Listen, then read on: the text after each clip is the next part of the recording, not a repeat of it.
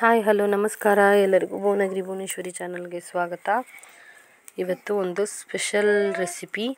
ಇದು ಬಂದುಬಿಟ್ಟು ಬಸಳೆ ಸೊಪ್ಪಿಂದ ಮಾಡುವಂಥದ್ದು. ಬಸಳೆ ಸೊಪ್ಪು ಯಾರಿಗೆ ಗೊತ್ತಿಲ್ಲ ಹೇಳಿ, ಎಲ್ಲ ತುಂಬ ಸ್ಪೆಷಲ್ ಆದಂಥ ರೆಸಿಪಿಗಳನ್ನ ಮಾಡ್ಬೋದು. ಇದು ಕುಮಟಾ ಸೈಡ್ನಲ್ಲಿ ತುಂಬ ಮಾಡುವಂಥ ರೆಸಿಪಿ, ತುಂಬಾ ಇಷ್ಟ ಕೂಡ ಆಗುತ್ತೆ ನಿಮಗೆ.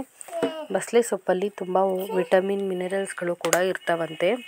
ಯಾರು ತುಂಬ ವೀಕ್ ಇದ್ದಾರೆ, ತುಂಬ ತೆಳುವಾಗಿದ್ದಾರೆ, ಅವರು ಬಸಳೆ ಸೊಪ್ಪನ್ನು ವಾರದಲ್ಲಿ 2-3 ದಿನ ತಿನ್ನೋದ್ರಿಂದ ತುಂಬ ಬೇಗ ದಪ್ಪ ಆಗ್ತಾರೆ ಅಂತ ಕೂಡ ಹೇಳ್ತಾರೆ. ಹಾಗಾದರೆ ಈ ಬಸಳೆ ಸೊಪ್ಪಿನ ರೊಟ್ಟಿ ರೆಸಿಪಿಗಳನ್ನು ಹೇಗೆ ಮಾಡೋದು ಅಂತ ಬನ್ನಿ ನೋಡೋಣ.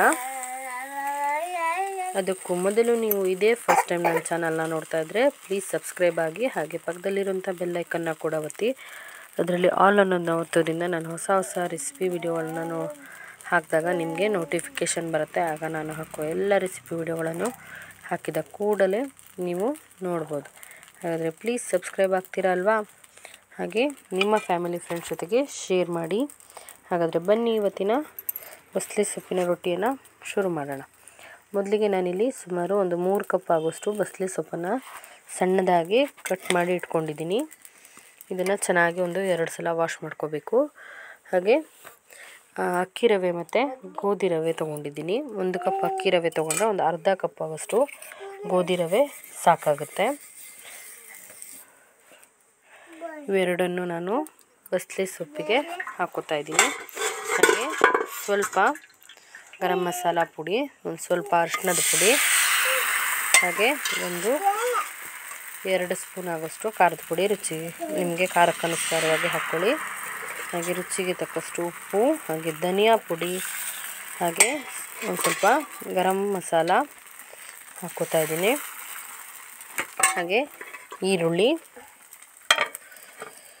ಹಾಗೆ ರುಚಿಗೆ ತಕ್ಕಷ್ಟು ಉಪ್ಪು,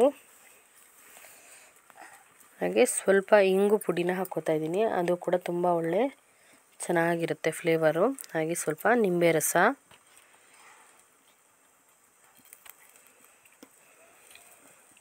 ಇವನ್ನೆಲ್ಲ ಹಾಕಿಬಿಟ್ಟು ಚೆನ್ನಾಗಿ ಮಿಕ್ಸ್ ಮಾಡ್ಕೊಳ್ಳೋಣ.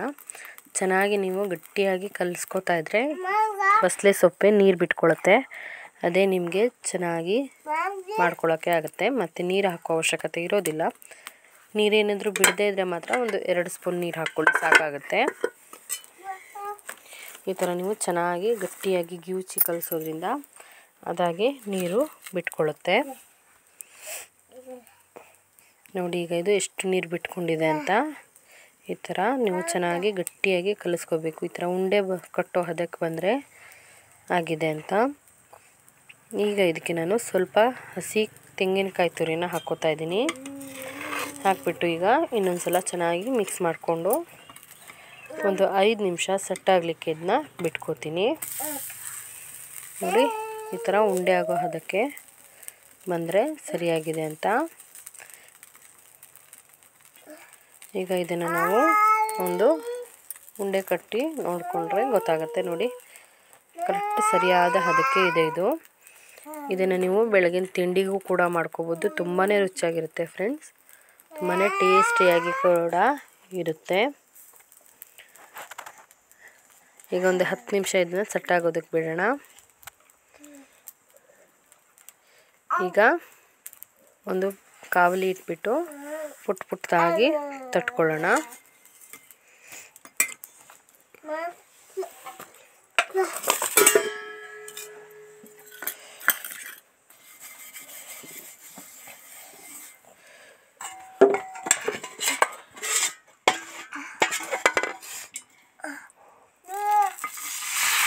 ಈಗ ಒಂದೊಂದಾಗಿ ಎಲ್ಲವನ್ನು ನಾವು ತಟ್ಕೊಳ್ಳೋಣ.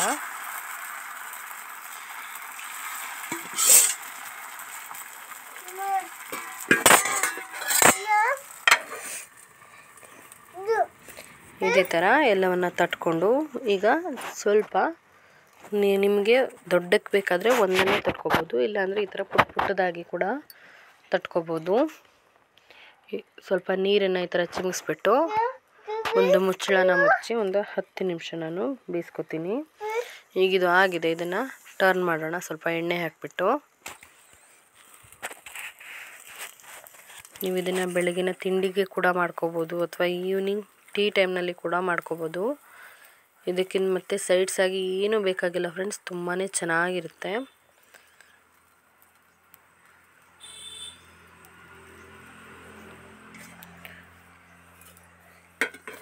ಈಗ ಎಲ್ಲವನ್ನು ನಾನು ಇರಿಸ್ಕೊತಾ ಇದ್ದೀನಿ. ಈಗ ಇದ್ರ ಮೇಲೆ ಮತ್ತೆ ಸ್ವಲ್ಪ ಎಣ್ಣೆನ ಹಾಕ್ಬಿಟ್ಟು ಚೆನ್ನಾಗಿ ಬೇಯಿಸ್ಕೊಳ್ಳೋಣ.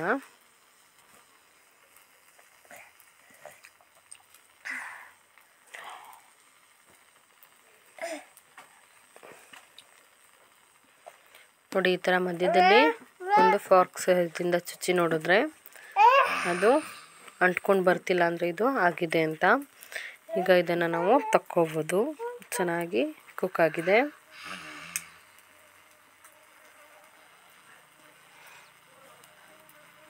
ಅಥವಾ ಒಂದು ಕಡ್ಡಿ ಸಹಾಯದಿಂದ ಕೂಡ ನೀವು ತೆಗೆದು ನೋಡ್ಕೋಬೋದು. ಈಗ ನೋಡಿ, ಇದು ಆಗಿದೆ. ಈಗ ಎಲ್ಲವನ್ನು ನಾನು ತಕ್ಕೋತಾ ಇದ್ದೀನಿ.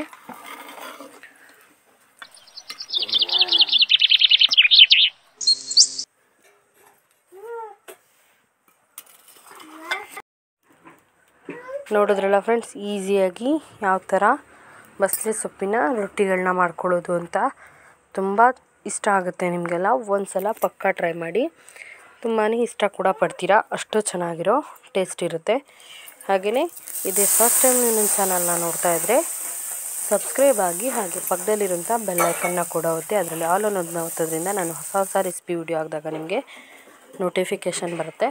ಆಗ ನಾನು ಹಾಕುವ ಎಲ್ಲ ಹೊಸ ರೆಸಿಪಿ ವಿಡಿಯೋಗಳನ್ನು ನೋಡ್ಕೋಬೋದು. ಈಗ ನೋಡಿ, ನಾನು ಒಂದು ದೊಡ್ಡದಾಗಿ ಕೂಡ ತಟ್ಟಿ ತೋರಿಸ್ತಿದ್ದೀನಿ.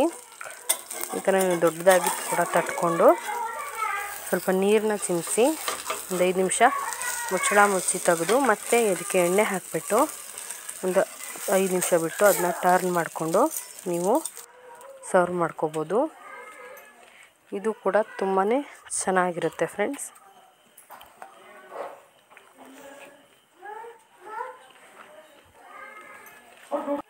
ಇದೇ ಥರ ಹೊಸ ರೆಸಿಪಿಗಳಿಗಾಗಿ keep watching Bhuvanagiri Bhuvaneshwari channel.